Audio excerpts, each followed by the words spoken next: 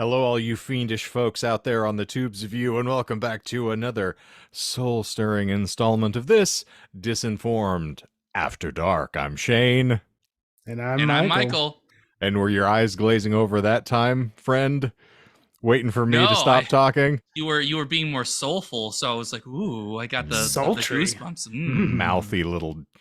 Anyway, for those who are uninitiated amongst you who are watching, we are 2.5 hosts of the ever popular Disinformed podcast, which flees your preferred provider app every single lovely Monday morning, and you can catch us there. We like to talk about random esoteric nonsense and lie about it in the archives.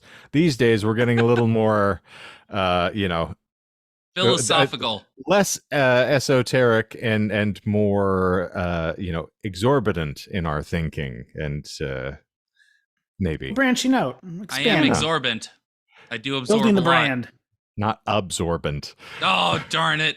Happens every time. We're more existential these days than esoteric. How about that? That sits easier on the tongue. I like that. Yeah. But so I was absent for a couple shows, and we had discussed that I got to hear Michael take the reins and oh, no. do a brilliant. I told you did a wonderful job. You moderated very well.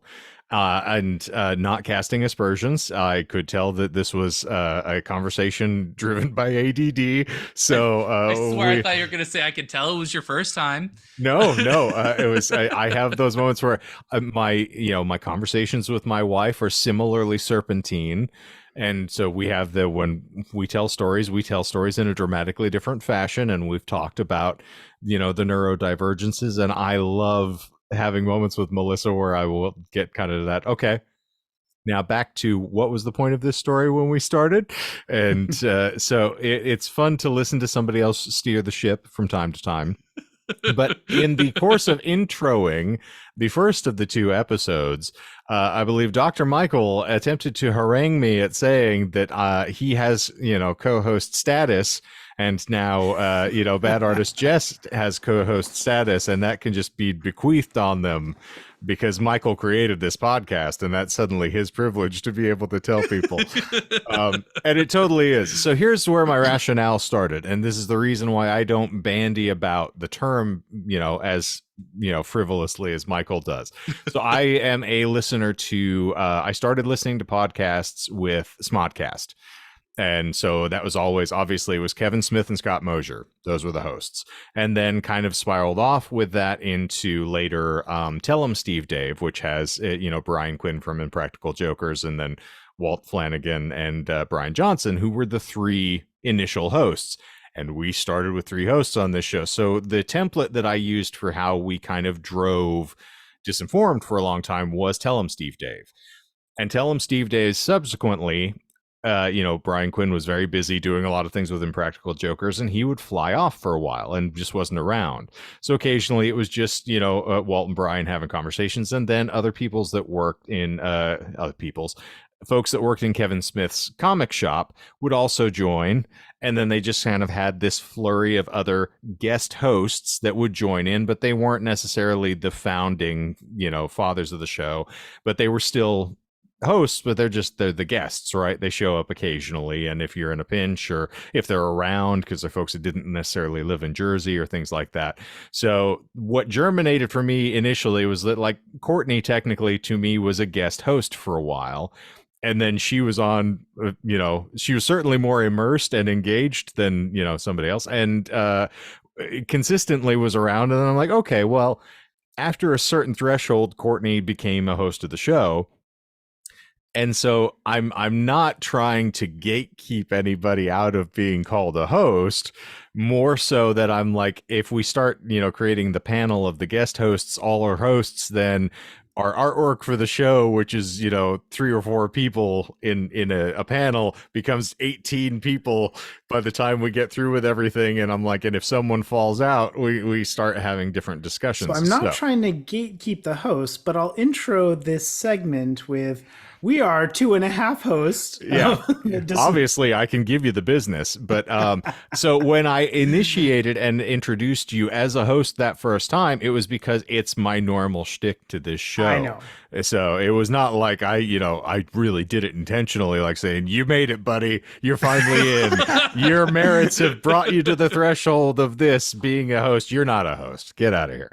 But so there's your half host. Well, it does beg the question then. What is the threshold? Once you what started, metric do we set? Technically, once you start like presenting shows, I don't have any problem with calling somebody a host. And Jess did a presentation, so I absolutely concur.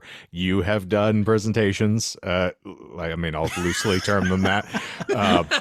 I certainly got a lot of quantity, not necessarily quality, but so yes, I'd say you certainly, you can consider yourself a part of the crew here. That's more an indemnity. We won't. No, I mean, I always hold to like the Marx Brothers. I don't want to be a part of any group that would have me as a member kind of mentality. So it's like, maybe you don't want to be considered a host of this show, friend. You're a reputable person. You are a doctor and you're a teacher. You're an educator. Like I'm an educator who's a part of the Disinformed podcast might not ring as genuine with other people. Michael's tried it for years, and you've seen how that worked. Well, the benefit on my end is my name is so generic, like so it can never get tied back to this. As a quick little aside, I just started a new course, right? So this is the first week of it, and so like all the students are submitting their discussions post with their little introductory bits for themselves, and I always try to peek in and looked at their LinkedIn and stuff because it's an MBA graduate program, right? So I want to know a little bit about their professional background and stuff. It helps to flesh out some of the materials that when they go through the program. So I'll like peek at their LinkedIn and whatnot, and then one of the students has a very unique name, and so it very quickly tied to a podcast that they host. And so I was like, oh, well, let me plug in that. And I listened to like 10 minutes of it and was like, nope.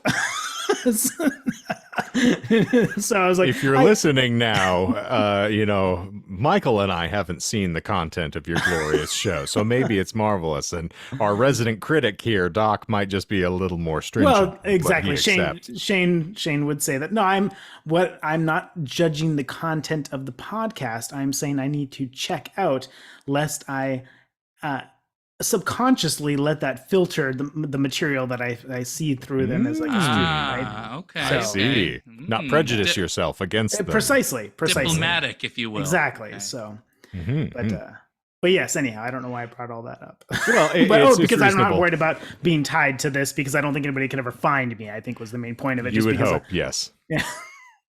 And we'll find out soon enough, I'm sure. But it's okay. I no longer have a reputation to assassinate. So thankfully, I'll just, we'll do whatever we want to. And, Same. By that rationale, that's how I can get into having a story about me being in Las Vegas. But I will say I have a little bit to contribute, despite the fact that I'd said I don't think you can comment on the show if you weren't on the show.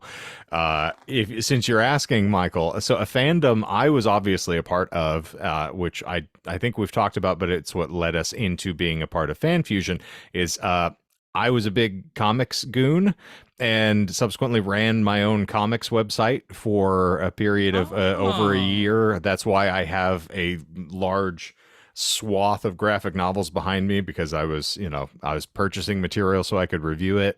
Got really immersed in that and wrote pilot scripts for several characters, one of which was the Batman era when Dick Grayson was Batman, when Batman was traveling through time, if Grant Morrison is to be believed, and used a whole subset of Gaiman-esque Sandman history of the Madeline Grimoire that I was going to have to try to revivify the Sleep Stone for the Scarecrow using crystallography so that he could then become the Lord of Dreams and make everybody's dreams a nightmare. And it was going to be this whole saga that I threw together. It was really fantastic. And there's words that I can't use on here, but I had Batman, since it's the Dick Grayson Batman, so he was a little more quippy, which I really love. Nightwing was always one of my favorite characters because I like it's the Spider-Man-esque kind of character for DC. Yeah. And so I had him refer to Harley Quinn as something as opposed to The Swedish chef makes an appearance as opposed to a court jester. There's a negative term for a lady that could be inserted there and swapped out, but some interesting things happening there with just the quick bylines, but a lot of random nonsense in that. And I look back at Is it this now. material published online still? No. somewhere? It was just things that I was sending along to friends of mine who were talking about possibility of getting in the business, and I never really chased it because We it should was do one a of those dramatic things. read through. You'd think. I do have the script for at least the initial run there. So I think I proposed reading that at some point like a year and a half ago, where I talked about my think you pilot did. script. Yeah. But we'll see. In any event, so there's my take on a fandom that I got very immersed in, other than, of course, the Stephen King of it all, which we have spent years and years talking It about. is But known. Yes. in your honor, I'm rocking my Salem slot shirt tonight because you told me you just finished Jerusalem slot, and Yes, I did. I didn't respond to the text because we're going to be talking here. I agree that is one of my favorite short stories, and I feel like it. If anybody who enjoyed Midnight Mass, there's a lot of verisimilitude between those two stories about how Salem's Lot kind of gets formulated in the short story of Jerusalem's Lot, which is it's confusing for those who are not necessarily playing the home game. But yeah, it's a fascinating story. So you really enjoyed it? Oh yeah, absolutely. I love making notes, especially because my wife will read through the books that I read, and so she'll just see all the little notes because I read it on my Kindle. So she'll just see, like, I'll be like, oh shoot, something's happening, or oh man, look at this guy, or like, stuff like that. Just immediate reactions. I'll scribe them down. And my favorite one was he was reading from a text, and he started talking in a language that was more ancient than Egypt, and he started throwing out some Lovecraft people, the Yog-Sothoth, and I was like, oh, look at you, King, doing all the Lovecraftian stuff. The fact that is also called, like, it's the Diary of the Worm or something. Yes. Was the translation. So yes, there's a lot of Lovecraftian elements in it. Yeah, which is I'll eat that up. No. So good. Yeah. So good stuff. Have you read his Crouch End, which is his actual Lovecraft story? No. It's a short story. I think it's in Nightmares and Dreamscapes, but you can find the audio. Just look it up on YouTube and check it out, because I think they do have the reading. It's Tim Curry reads the short. Man, and I was gonna say no, but then you say Tim Curry, and it's exquisite. It's really well done. But that is his literal. He does a Lovecraft story. Oh man, and it's fantastic, really well done. Anyway, so I got into that to also hint at the fact that, one, in finishing Bag of Bones, as I showed everybody, like, the first allusion to the outsider or an outsider within the Kingverse, which was fantastic. Got really excited, and then I attempted, because I am now down to 12 books before I'm done with all of the updated King material. Wow, that list has been cut to 11. Because I'm going to say, we talked about changing the goalposts, right? Of, dreams and aspirations. I started reading Black House, which is the sequel to The Talisman. Oh, no. And you mean this book one that I have right here? So, Michael, I'm going to send you my copy of Black House, because I bought it years ago under the auspices. Again, I'm a collector, but I got probably 20 pages into this thing and I had to stop. So apparently I have a problem with Peter Straub, RIP, and this is the closest I'm going to get. I'm not going to say I'm being critical. I don't think it's a bad book. I harangued The Talisman a lot. Taste is subjective. Entertainment is subjective. So if a lot of people that The Talisman is their favorite King book, it didn't resonate with me. I was not as impressed by it. And that can happen. I don't think that artists and their work is sacrosanct. Like, I do think that you can, dislike something from somebody who you revere. There's some Chuck Palahniuk stuff that was really awful that I've talked about. Like, there's some Dean Koontz wrote the worst book I've ever read in my life, in my estimation. So, talking about separating the art from the artist, which was a big portion of the week's most recent discussion, and I found, like, I espouse Doc's stance a little bit more, because I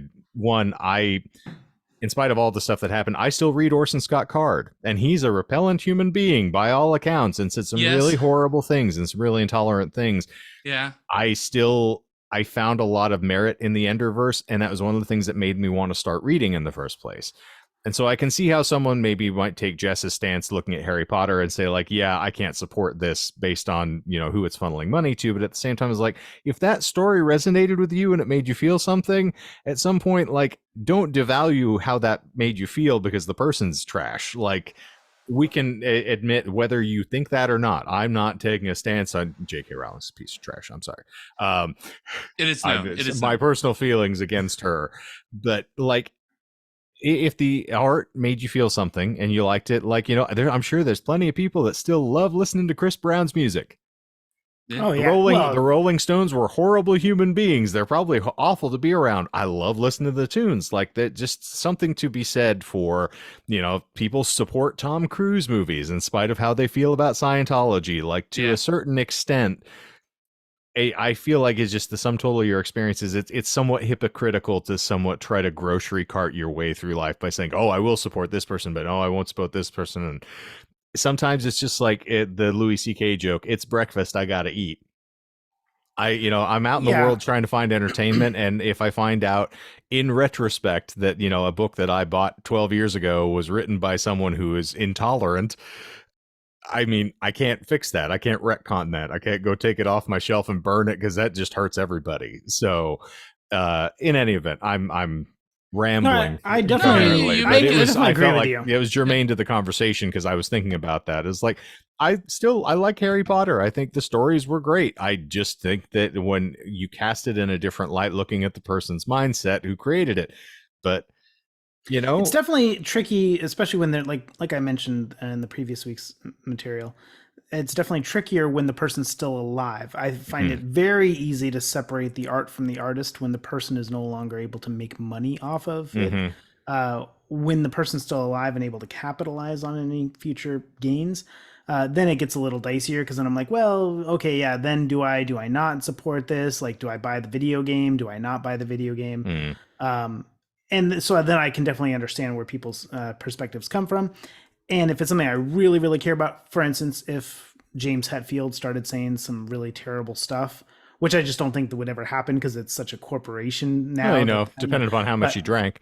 But but if he said some terrible, terrible stuff that was completely unforgivable, I would still tune into Metallica just because I have such a connection to them. But for other stuff like the Harry Potter stuff, I'm like, I don't have enough of a connection. I won't invest any money in it. Same thing with like Chick-fil-A. Fuck them. I don't ever like spend any money with them. Language. Oh, sorry. This is YouTube. Even if we're not monetized, we still pretend to keep things clean. Yeah, our purity is dead, but we do still try to lay flowers on the grave from time to time. Yes. Well, I just get very passionate about that Chick-fil-A. What can I say? I understand. That's fair. I mean, It is everybody Chick-fil-A. loves a good bit of cock in their mouth. It is known. Eat more chicken. Eat more Eat cock. more chicken. Sorry, I'm trying to be infantile here for no good reason, but no, I completely agree with your point. It's hard for me because it's a sliding scale, right? Your morality somewhat hinges on your own personal perspective, which is kind of what we talked about on this last week's episode as well. And that could be whether you have a religious implication or you have personal experiences that dictate. And some people hear words and are very offended by them, and it wounds them to their core because it shakes a fundamental foundation of who they are. And some people hear them and they laugh it off, and it doesn't mean anything to them. And that can be a racial slur. It can be something, to do with someone's, particular preferences or, how they identify or how they look at themselves. And some people respond differently. It's just, there is not a one size fits all response to anything. So I find it funny when everybody tries to lay down, it's like only a Sith deals in absolutes, right? So when anybody starts to kind of run that into the ground of like, well, this is how it should be for everybody. It's like, okay, well, some people who are homeless are not going to be offended by being called homeless. It's just not going to, it'll resonate differently. So it's funny when we want to try to enforce ubiquity on a society and a mental state, I think nationally, that just doesn't lend to it at all. As the freedom of choice and freedom of decision was supposed to be the big founding thought, right? And I'm sounding more and more right wing as I say this. And I'm like, I'm not stealing talking points from anybody, because I definitely don't ascribe that as my thought process either. I think a lot of it has to do with the concept of being mindful Yeah, about it. And like if someone chooses and they let you know about it, then you take that into consideration. exactly. But like and that's how I kind of go about a lot of things, like uh going back to Harry Potter. Mhm. Like, yeah, I enjoyed the books when I was young. Like they were formative in a way, but like now that I understand it, will I go buy more stuff now? No. Will I say that I regretted reading them in the past? No, because I didn't know at the time, Mhm. but I'm mindful now, and that's the more important Exactly. thing.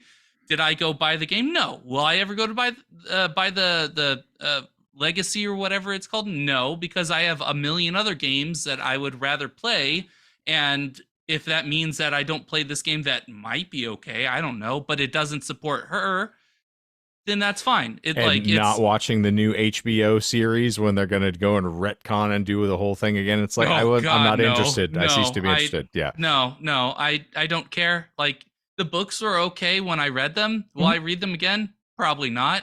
I'd rather read other books that I haven't read. And that's how I feel about a lot of things like that. Like, Mhm. yeah, I enjoyed them when I did. Are they problematic now? Probably. I mean, Yeah. case in point, I started Lovecraft. yes, a good point Big there. bell ringer there. Like, yeah, there's a lot of racial intolerance Yeah, there. let me name my cat. Let me name that cat Well, not after even that. that. Like where we But were talking about recently, the attitudes towards folks of Asiatic descent. yes. In a lot of the things that we were reading recently, where it's like, oh, they mixed with some of those Asians, and you're like, wow, okay, definitely turn of the century way of thinking here. Like you can see a lot of those attitudes there. Mhm. The stories are entertaining, and then we start getting into the argument of whether or not we're just writing it off because that's how it was at the time. But it's like we're turning back into the past with a very focused eye of saying, like, yes, obviously, if you're looking at the foundation of religions with a current day mentality, you're going to scoff at everything. Like, okay, people who were running in, ascribing lightning strikes to a god, right? Oh, those Grecians, how imbecilic. What other explanation did they have at the ready? It's not like they had Yeah. tools to figure out this stuff. Anyway, Yeah, going on, not and like stealing your point. no, honestly, you're just driving it home more. Like we are mindful of those points. Mhm. Like I mean, the case in point that I was going to make was I started rewatching Arrested Development with my wife, and the very first episode uses us essentially what we consider now to be a slur. It refers to a group of people that are protesting the event that they're at by a slur. That was a lot more acceptable when the show aired in 2003. Is it acceptable now? No. When it was said, I kind of was like, oh, I forgot about this. Mhm. But I just took it like I was mindful of it now. Like I am aware that happened and that was Mhm. a thing and that it was acceptable back in the time. Is it acceptable now? No. Like I Yeah. think just the mindfulness is what everyone like. I think that Yep. separates. So I like Yep. I agree with you with regards to the mindfulness, and I think that in many ways it has been a positive thing in Mhm. terms of Strive to be intentioned. Yeah. yeah. Yeah, I think we and have that's shifted all the you can culture. ask. Yeah, I think we've shifted the culture in a more meaningful way, which is great. I Mhm. do think though that the pendulum sometimes swings too far in one direction. Like Mhm. there are certainly films that I think that you can look back at that were made in the 80s and 90s in which you can watch and aren't really problematic. They don't have something where you're like, ooh, like that's cringeworthy. But you can also very easily see this wouldn't get made today because there would be some sort of like PR part where it'd be like, oh no, no, we're gonna get protest about this or a backlash about this, Mhm. where you're like, well, this is actually a perfectly fine film. So I just think that like to our conversation, during the week's episode and stuff, I think that sometimes people look to get offended. Yeah. I will push back on that in that a lot of those things, it's usually minor stuff that occurs. Like with the first episode of Arrested Development, it didn't necessarily have to refer to these group of people by the way that they were. It could have used more modern. If it was remade for today's audience, right? It could have just used a different thing. Did it have to rewrite everything or completely scrap it or just we'll never remake it again? No, because as long as it isn't a fundamental part, like I'm not saying remake like Gone with the Wind or Birth of a Nation or something like that, because those are inherently really problematic because of the baseline under the themes inherent the in it, undercurrent, right? Yeah. right? But if you're saying like I don't know, say there was something in like problematic about something Schwarzenegger said in Terminator.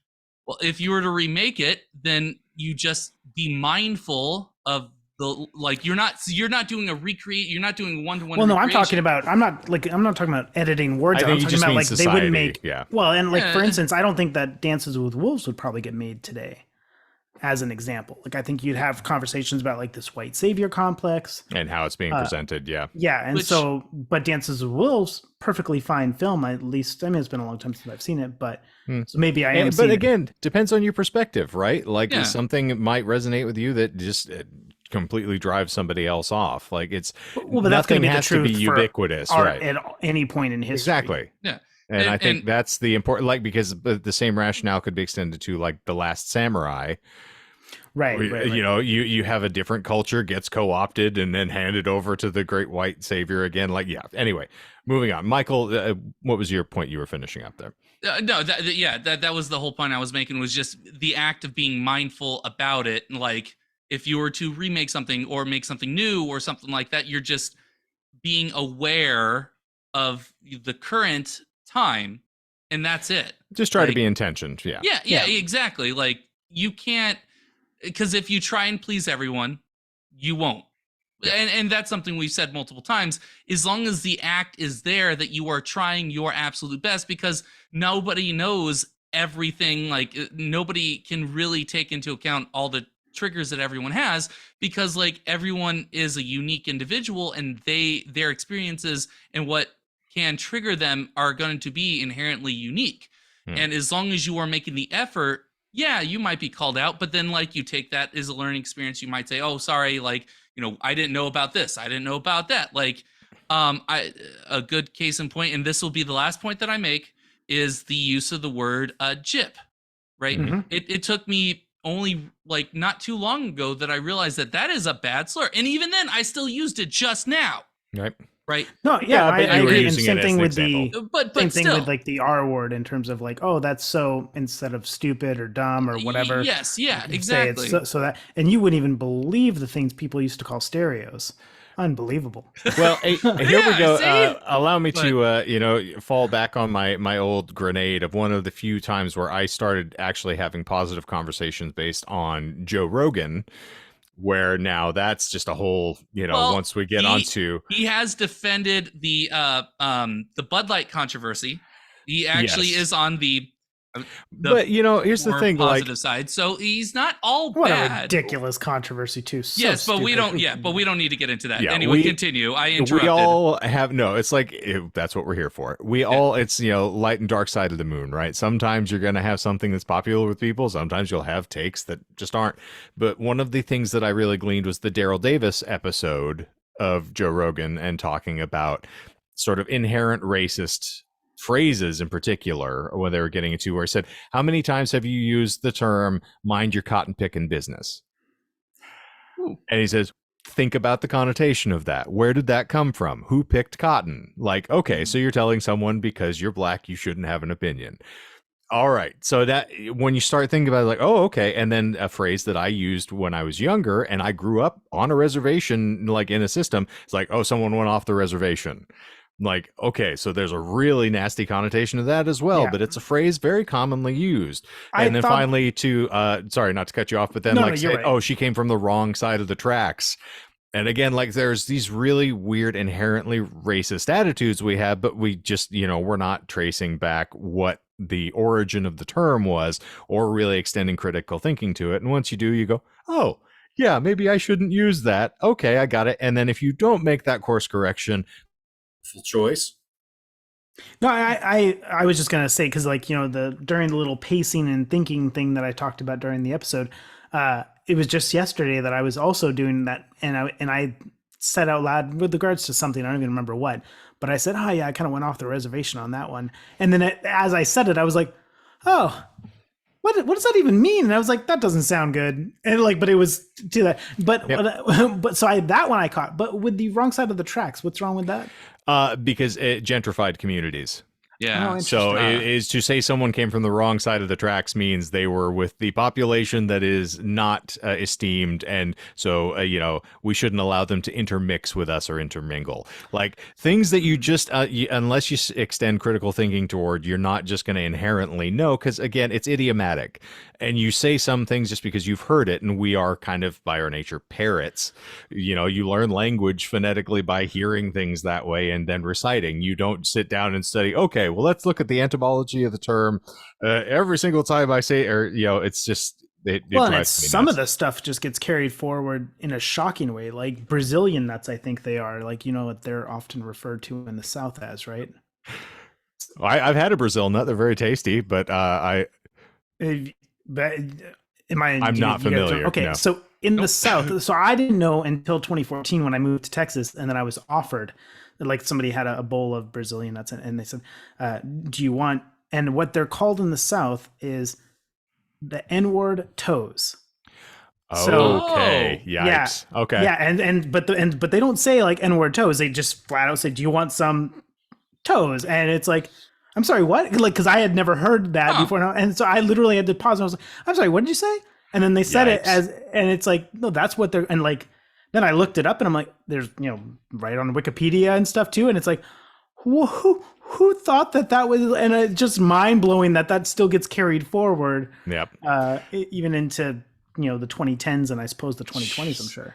Well, let me wrap all this up, because there was a reason we went down this road initially. Is so back into my Stephen King love and adoration. I then moved on from banning Black House, where I said, like, okay, I don't have to read this book.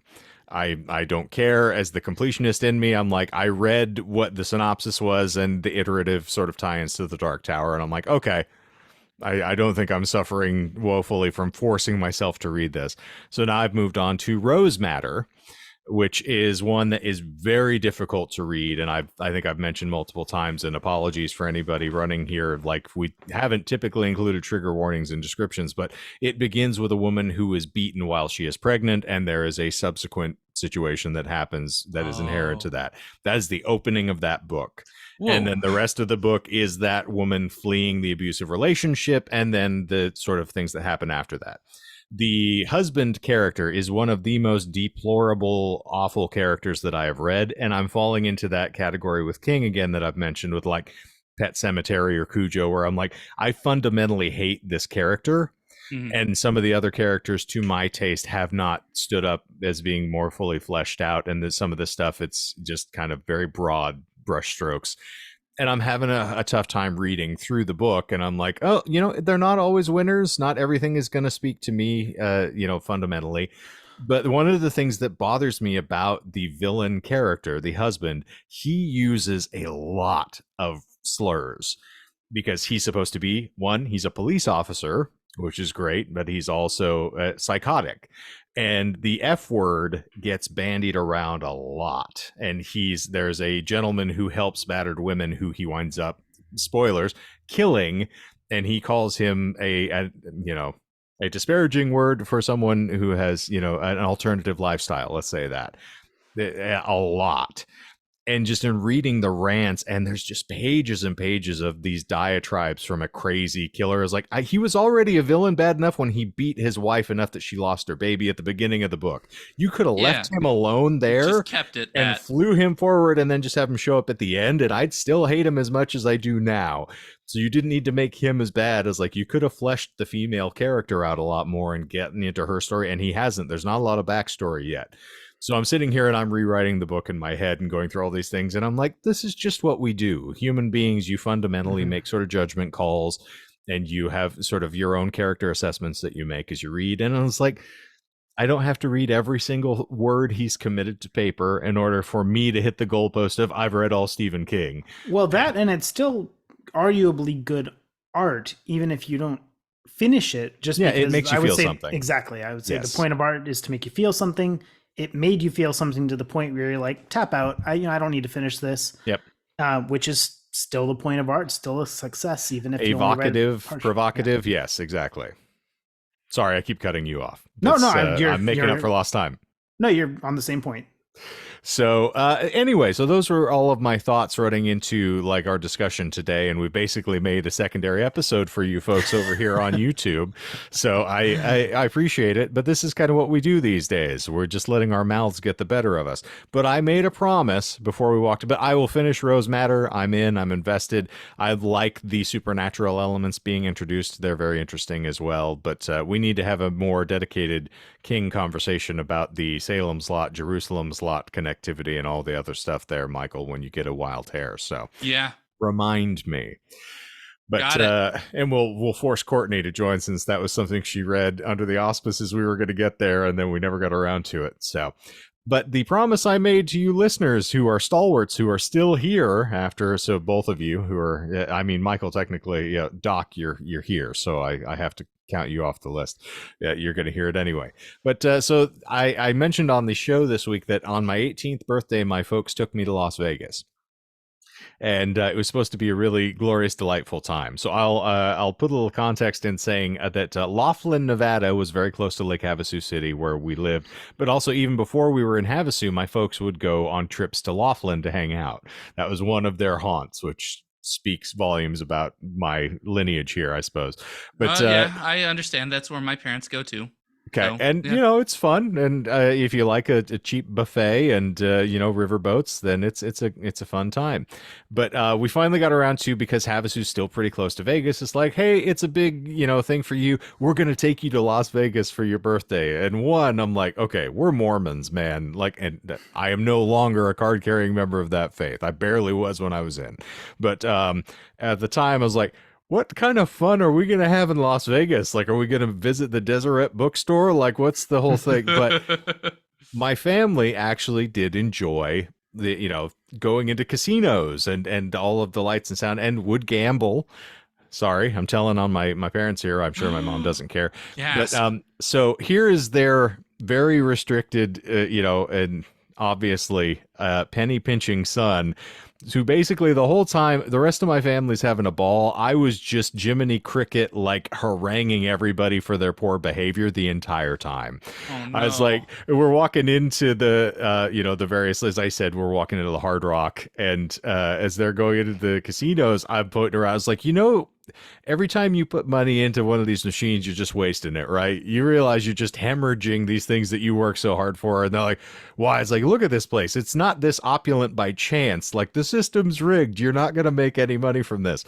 And this is just a theme I kept browbeating everybody with the whole time. So I ruined everybody's time.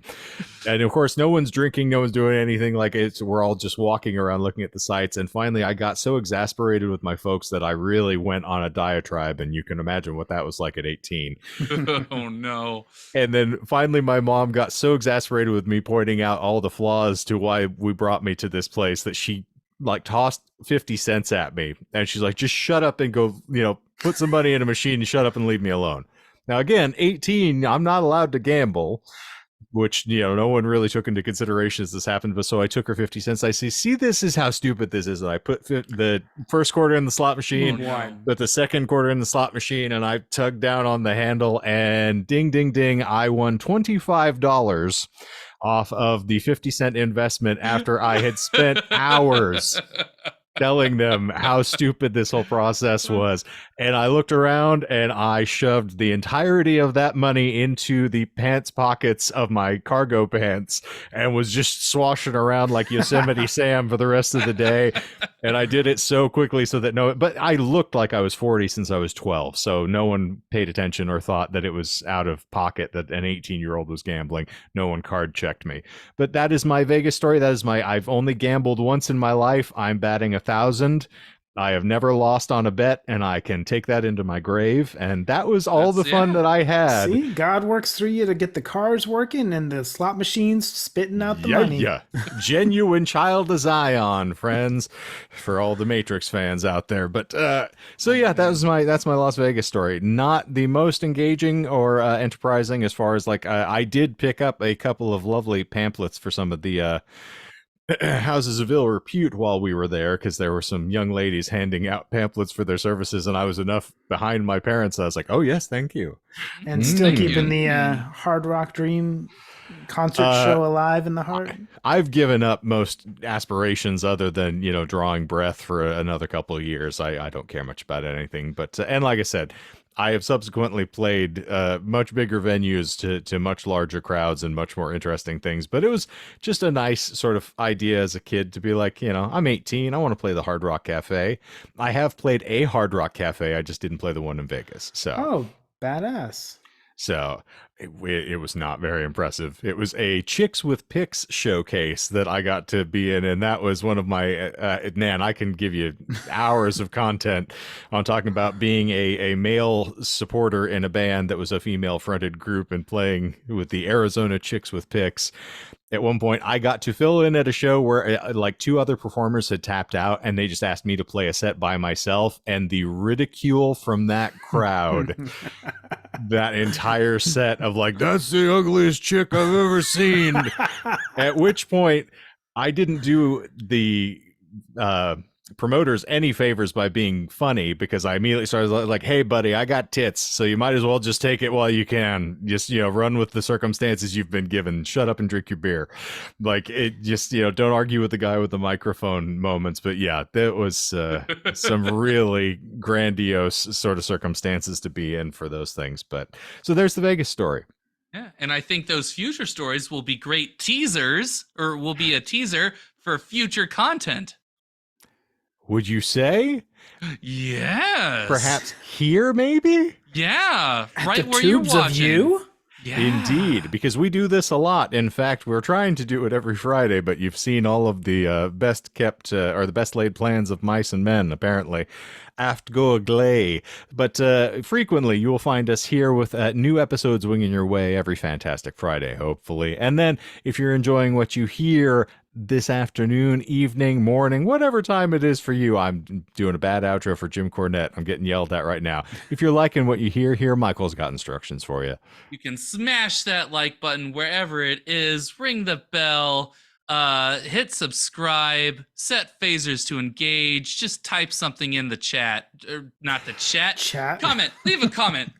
You know what? If there's a chat, leave something in there. I'll type something in the chat. Give me a moment. Yeah, there you go. Done. When that live debut happens, Doc and I can have a conversation watching the YouTube clip of ourselves talk. It'll be, self-gratifying in so many ways. In any event, we thank you all for being here. Oh, yipes. God. That's the half host I was referring to, by the way. You're a non-entity otherwise. So, of course, new episodes of our podcast wing your way every lovely Monday morning on your preferred podcast provider app. So go check us out there if you have not already. I'm having a stroke, so I'm going to go lay down. But I think there is also a link in the show notes that'll take you to all of our irrelevant socials if you want to check up with us there, or just find all of the stuff we've done previously, which includes fan fiction reads of Harry Potter adjacent stories. For those who were appreciating our fandom discussions prior, we have a lot of wonderful hours spent just beating ourselves to death with bad voices and horrible text. But the Hogwarts School of Prayer and Miracles still right in the feels. Gets me every time. Mm-hmm. So go check it out there. It's here on the Tubes U as well. You can just find a plethora of entertaining things, including H.P. Lovecraft fan fiction. So we've just been intolerant all over the boards here. So go figure. But I think that is going to officially put the nail in the coffin of this particular rant for us this evening, friends. And so for Disinformed After Dark, I am Kenton Eldorado. Bringing it back. Yeah. Oh no, I gotta remember. I am a disappointment. They're like, synchronize that, you silly son of I don't actually remember what the combination is supposed to be. Well, allow me to educate you. So it is your middle name and then the street that you grew up on. So I would be Robert Greer. Oh, yes, I remember that. Yeah, and I am Leroy Cherry. Oh my God. Beautiful. That is officially my new favorite porn name, Leroy Cherry. Leroy Cherry. I can absolutely hear like some bad exploitation music, Bow Chicka Wow, starring Leroy Cherry Leroy Cherry. And he and just Stormy jumps. Daniels. Oh man, there in you go. Trump That. I want you to spank me again with the newspaper. Oh, Leroy. Okay, that's enough for this evening. I've offended another 12 people before we get out of here. So, all right. Thank you all. Love, peace, chicken grease, and Michael. Zippity zoop, we're out of here.